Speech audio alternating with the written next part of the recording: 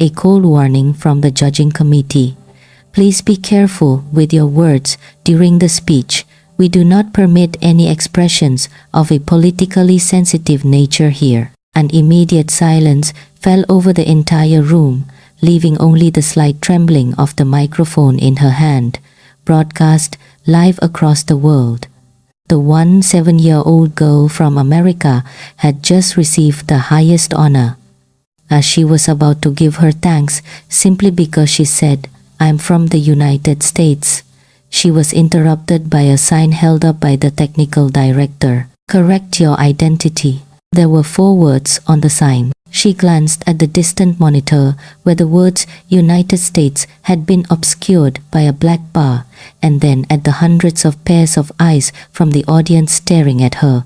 Her fingers began to clench. Her face turned pale. In the next second, she spoke in a voice that was trembling but firm. "If I can't say that I'm from the United States, then I don't want this award." As those words left her mouth, a gray-haired professor sitting at the far left of the judging panel stood up from his seat and walked out of the room, followed by a second and a third. Before we begin the story, please press like and leave a comment to tell us where you saw this story. Your support is our greatest motivation. The story begins. Her name was Emily.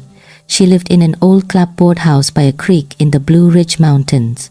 Her mother was an American literature teacher in a local high school.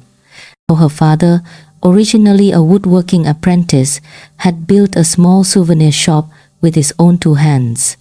The family wasn't wealthy, but they had a peaceful, undisturbed life. From a young age, she loved reading American literature, not pop stars or celebrities, but the articles where the words United States appeared on the page. After finishing each piece, she would cut it out and paste it into a thick notebook. Beside it, she would write her own thoughts. How do they think about us? How do we think about ourselves? No one told her to do this, and no one rushed her. She just felt that if she didn't record it, it would truly be forgotten. In middle school, she found an old book on Appalachian folk art at a second-hand stall. The cover featured a female woodcarver with the headline, "We had no capital, but we had craft." Emily's eyes lit up. At that moment, she understood that design wasn't just about lines and colors, but also a vessel for culture and memory. She started to walk a different path from her peers.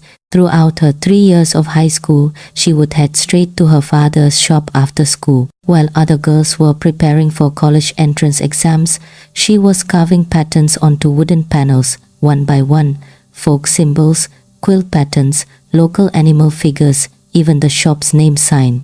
Her teacher warned her not to be too idealistic.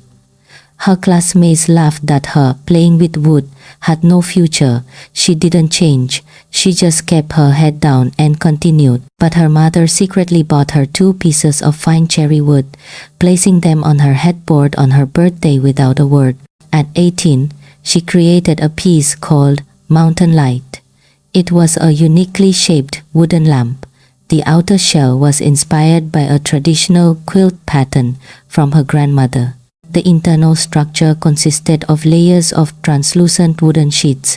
Every time the light was turned on, 50 unique American folk patterns would appear, one for each state. The shifting light resembled the nation's vibrancy and the shadows of time's flow.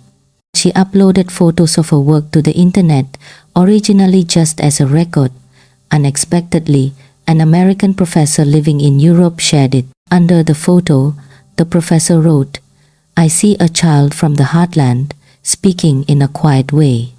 After that, everything accelerated. She received a notification that her work had been selected for an international youth creative competition. Not only would her piece be sent abroad for exhibition, but she herself was invited to attend the awards ceremony. She was very nervous. Before leaving, she hand-wrote special business cards. On the cards, it said, "Emily, United States, Folk Art Design."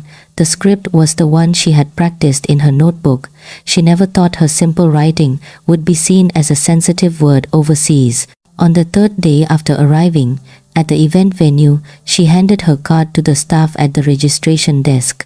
The staff member looked at it for a moment, then frowned and said, "You wrote this wrong." She was stunned. "Where is it wrong?" The staff member lowered their voice and said, "You can't write United States. You must change it to your state or just your city directly. Otherwise, it will affect the organizer's neutral stance." After listening, she didn't argue. She just nodded lightly, took her card back, and turned away. After returning to her accommodation, she spent a long time stacking those business cards one by one, tying them with a string, and placing them at the very bottom of her suitcase. She didn't change the cards, and she didn't hand them out again. That night, she flipped through that old notebook for a long time. Finally, on a blank page at the back, she wrote, "If you can't say who you are, creation has no meaning." On the day of the competition, she wore a simple linen dress and walked onto the stage to present her work, Mountain Light. Her pronunciation might not have been perfect, but every word came from the heart. She explained that the quilt pattern on the outside of the lamp was her grandmother's story, and the 50 patterns inside represented the diversity of her country. She said she hoped this piece could be a light, shining on a name that had been obscured. The audience was silent at first, then applause erupted. A judge from Eastern Europe said with tears in her eyes, "I see a child from a culture having a conversation with the world." During the award ceremony, she was announced as the winner of the highest honor. An official handed her the certificate. She bowed her head, ready to give her thanks. She originally just wanted to say one sentence, "I'm from the United States." Before the words had even half escaped her lips, the warning sign appeared from backstage. The staff held up a sign that read, "Correct your identity." She paused. Then she saw that the gray-haired professor who had smiled encouragingly at her was now looking down. She turned to the audience again, at those faces full of expectation, at the flashing lights of the cameras. Finally, she took a deep breath and said the sentence that silenced the entire hall. "If I can't say that I'm from the United States, then I don't want this award." And the first person to stand up from the left of the judging panel was the gray-haired professor. He slowly removed his judge's badge and walked off the stage, followed by a second and a third. Some people applauded, some were stunned, some bowed their heads and shed tears, but she remained standing on the stage, holding the undistributed business card in her hand. On it was written, "United States Emily." As Emily walked off the stage, her palms were still slightly damp with sweat, as if she had just walked out of the eye of a storm. Backstage was silent. No one stopped her, and no one approached her immediately. The business card she had written herself with the words "United States" had become like an invisible wall, temporarily separating her from the entire world. But what she didn't know was that as she walked off stage, the live broadcast was hastily cut, but not before many viewers had taken screenshots, sharing and commenting. That scene was already deeply etched in people's minds. An hour later, the International Design Competitions Organizing Committee issued a statement saying that a contestant had violated the regulations on contestant speech. The award result was currently suspended, and on social media, the girl who said United States quickly became a top trending search term in various places. People didn't know who she was, only that she wore a simple linen dress. Her voice was calm, but at her most glorious moment, she cast aside the highest honor just to say that one word. Some called her a stubborn fool. Some praised her as a brave warrior. Many people were searching for her real background. But in her room, everything was unusually quiet. She didn't know she had become the center of attention, nor did she know that a group of judges had collectively submitted their resignations, accusing the organizers of interfering with freedom of speech and distorting cultural expression. She just sat in a corner of the room, gently wiping her lamp, mountain light, as if touching an ancient artifact, a conversation yet unfinished. And in the United States, far away, it was the middle of the night, but the lights were bright. In the old souvenir shop in the Blue Ridge Mountains, her father was watching the news, constantly wiping his reading glasses. He didn't say anything, just looked at the frozen frame before the broadcast was cut. His daughter stood under the lights, her expression calm, a fire in her eyes. Her mother sat beside him, her voice trembling slightly. She really did it. They had always known that Emily was not a child who would compromise. She would stay up all night to correct the folk pattern 5 times and lose a whole night's sleep over a piece of wood with the wrong color. But they never thought she would make such a decision on a global stage. "She's still just a child," her mother murmured, tears welling in her eyes.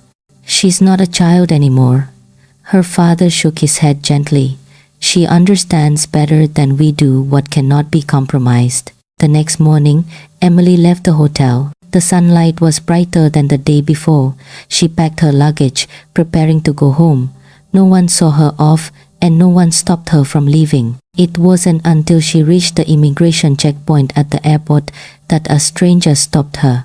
He handed her a letter, briefly introducing himself as an associate professor from a design college in Europe.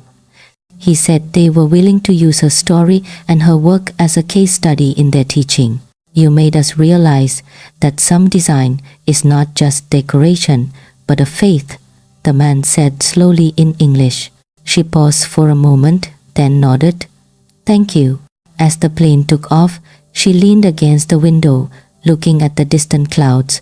She suddenly remembered being a child, flying a kite on the grassy hill behind her house. The wind was strong then, and her kite would often fly very high. Her mother would shout from below, "Don't let it go too high, be careful the string breaks." But she always thought that once a kite flies high, even if the string breaks, it's not a failure. The night she landed, American media were waiting outside the airport. But she didn't give any interviews, just bowed her head and walked away quickly. It wasn't until she got into a taxi that the driver turned back to look at her and asked, "You're Emily, the one who made the lamp, right?" She smiled faintly, nodding gently. The driver was silent for a moment, then said, "My father was a woodworker. I understand your lamp. Thank you." Throughout the journey, the driver didn't turn on the radio and didn't say much more, just safely drove her to her front door. And online, photos and presentation slides of her work began to spread like wildfire. People found the old folk art book she had once read, searched for videos of her woodworking process. Some even flew to her small mountain town to film the alleys lit by her family's lights. More and more voices joined together into a single sentence. She just said who she was. A few days later, a press conference was quietly held, initiated by the judges who had resigned. They didn't defend themselves, but announced that they would jointly establish a Freedom of Cultural Expression Award.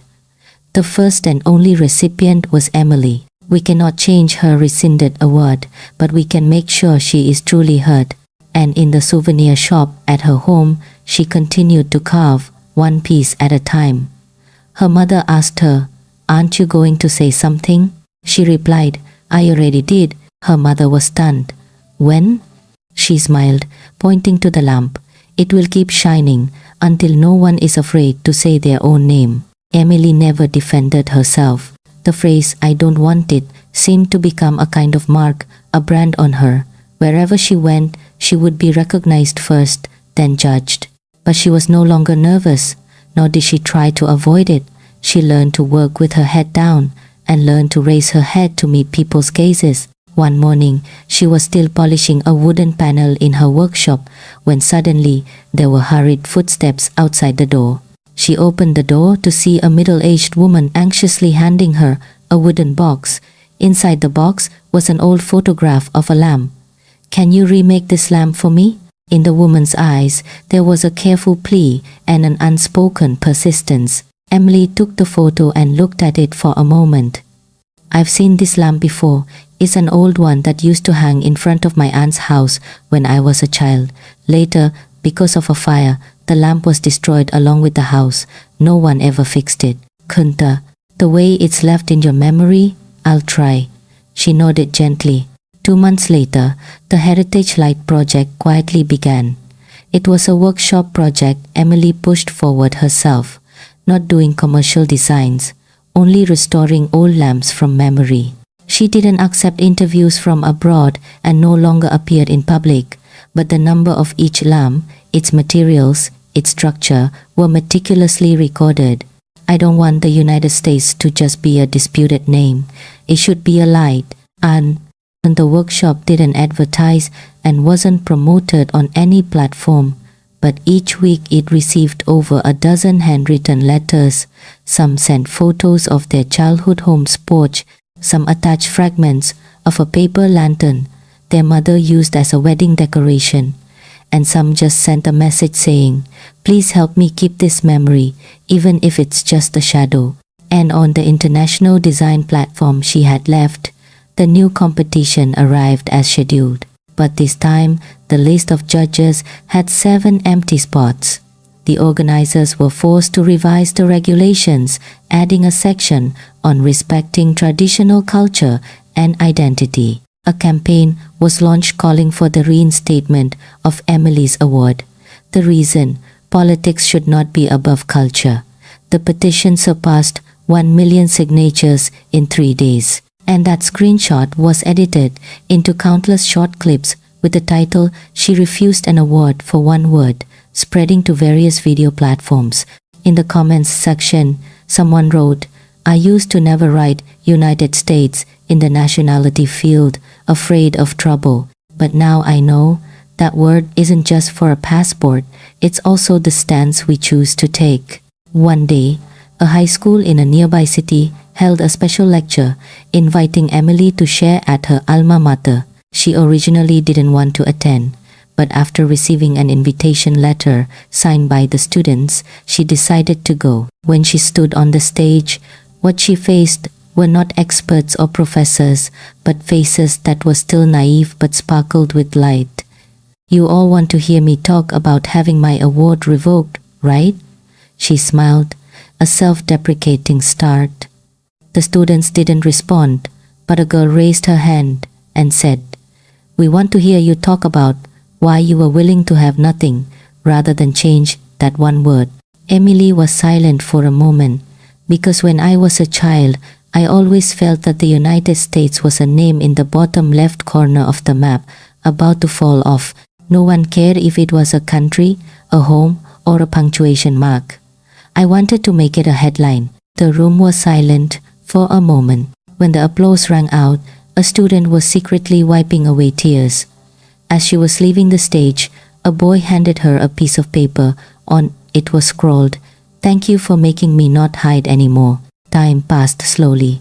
She didn't return to the international stage, but the Heritage Light project was listed as an example of youth social practice around the world, written into many university textbooks.